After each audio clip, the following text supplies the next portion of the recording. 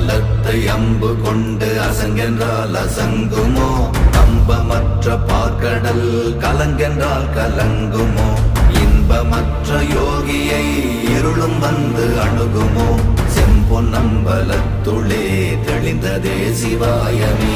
ஓம் நமச்சிவாய ஓம் ஓம் நமச்சிவாய ஓம் நமச்சிவாய ஓம் ஓம் நமச்சிவாய ஓம் நமச்சிவாய ஓம் ஓம் நமச்சிவாய ஓம் நமச்சிவாய ஓம் ஓம் நமச்சிவாய.